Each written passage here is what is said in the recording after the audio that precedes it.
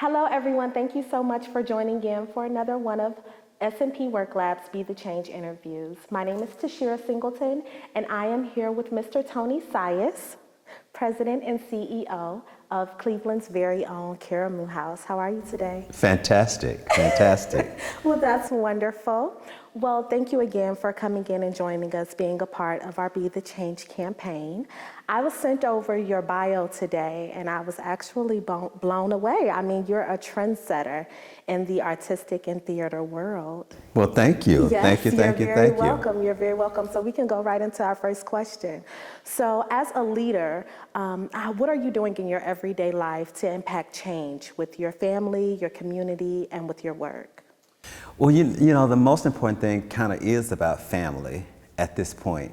And in the midst of this pandemic, I think healthy eating and active living has risen to the top for me in terms of being positive because, you know, with so many African Americans having underlying conditions, this is the time to really begin to take care of yourself, to see, make sure you're watching what you're putting in your mouth and making sure that you get out and get some exercise and enjoy some of this beautiful Cleveland weather because it's going away soon. That's it. Say sure enough fall is coming.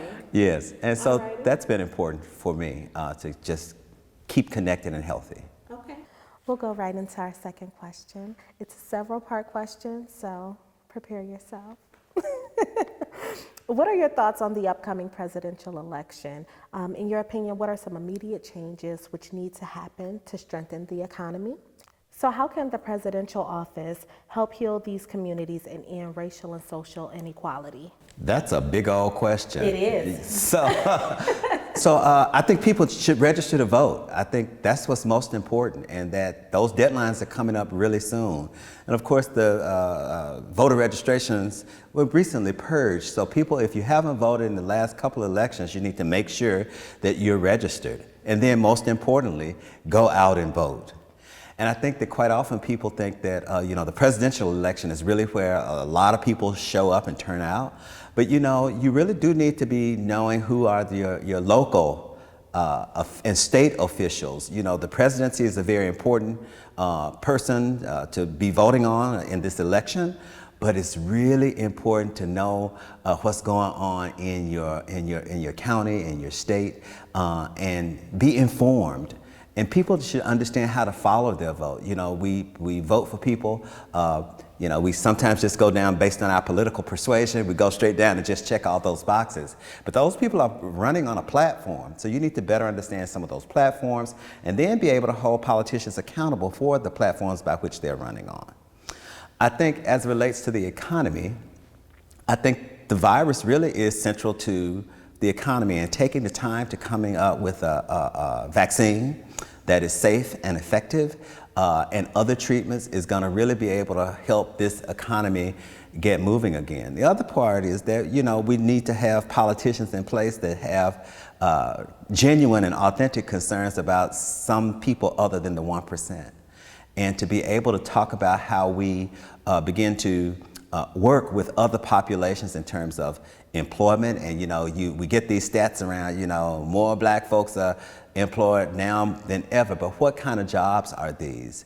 And really, are these jobs that will allow them to, you know, be upward and mobile and progressing from wherever this one station is in life to the next station in life in an upwards trajectory.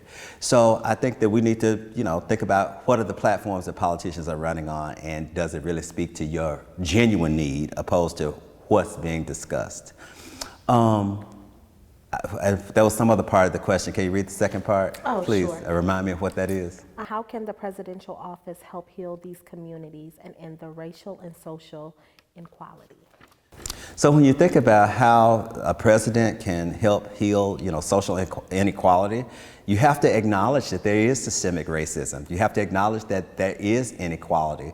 That you have to acknowledge that there's an important opportunity to have police reform in our community, and that to begin to think about how you impact communities based on what those communities are, who they are, the people in which are made up in the constituency in those communities. So I think it starts with, acknowledging that there is an issue of concern and begin to address them. I think the other piece is that you want an individual who can demonstrate compassion, who has an interest in better understanding what it really means to be different, and to look at that difference as a unique characteristic and celebrate that difference and acknowledge that your brown skin or your blue eyes or that your whatever, your wide nose or your thin nose is giving me some information about who you are. And I want to then be able to delve into that, to understand from whence you cometh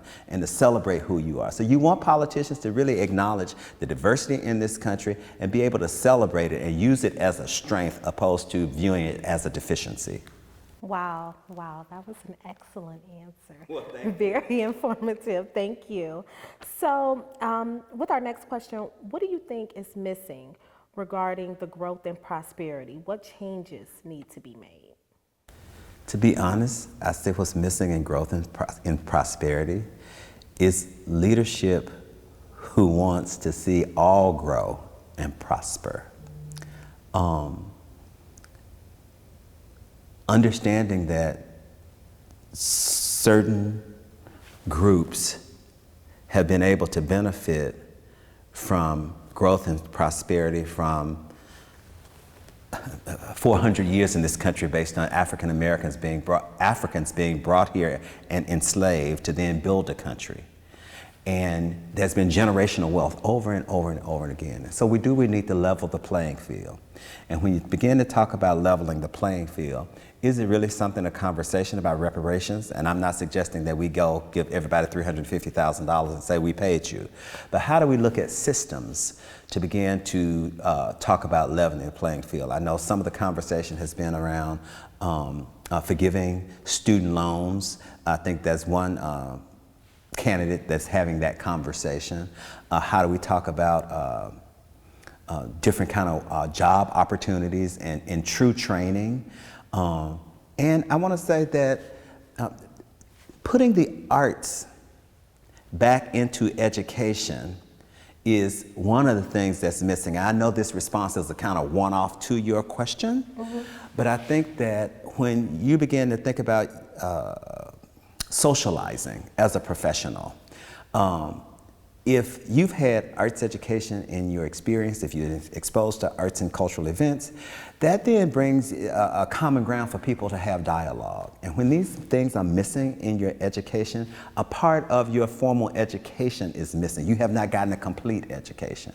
So I think a reinvestment in arts and arts education in our education system for those that live in the heart of the city needs to become a priority again. Now about Caramoo House. How's Caramoo adjusting to the new way of life with the COVID-19 and the social distancing requirements? Well, when everything got shut down in March, we had to close our doors as well. Well, we put all of our part-time and seasonal employees on furlough. We've been able to retain our full-time staff. We've been able to work very effectively and efficiently in the virtual space, but it's nothing like that human interaction. So we were going to be producing virtual concerts, and we were going to do one celebrating Juneteenth, and we were going to feature music by Bill Withers, because he had recently passed in March. Well, as time went on and the murder of George Floyd occurred, we decided to scrap the concert idea. And we said that we were going to use the arts as a vehicle to respond to the murder of George Floyd. So we then decided to do a piece called Freedom on Juneteenth. And I would call it a docudrama and a historical trajectory of the African-American experiences in this country from 1863, at the point that the Emancipation Proclamation was signed, to 1865, when the last Confederate soldiers went to Galveston, Texas to inform those Africans who had not realized that they had been freed, that these slaves, you are free. So then we moved to the Red Summer of 1919 in this production that many communities, black communities that were thriving with banks and oil wells were burned down. Then we go to 1920, the Harlem Renaissance, which artists stepped to the forefront and redefined the image of African Americans. From that point, we then moved to the murder of Emmett Till. And you know, Emmett Till's murder was the inciting incident to the civil rights movement. So when we get there, we then begin to connect the civil rights movement and the murder of George Floyd being the inciting incident to the new Black Lives Matters movement. And so what Caramel has been doing and has adjusted in this space, we feel like we have to be on the front line, that we have to use the arts as a vehicle to entertain, but as well to educate, motivate, and activate the community to take actionable steps in the area of policing and police reform, and to begin to address the issues in a real way around systemic racism. So we produced this show, you know, on our stage, of course, with no audience. Everyone was socially distanced when they came in. We took temperatures. We assigned seating areas where people have to sit away from each other. We rehearsed in mask, even singing. And then at the point that we began to film or shoot the production, people were unmasked at that point. So we really did try to do it as safely as possible.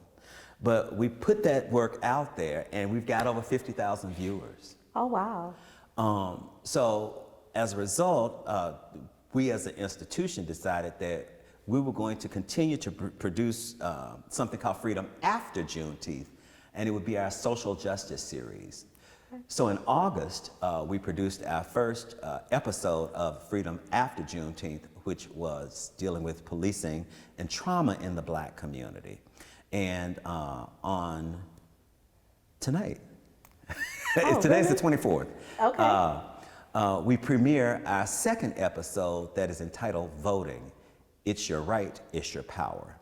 And so we, again, are on the front line, and we want to stay connected to our audiences in this virtual space. It's not easy. We, as performers, you know, the rehearsal process is always a rehearsal until there's an audience there, and then it becomes a performance. So as live theater people, we always want that reciprocating relationship that we have with our audiences.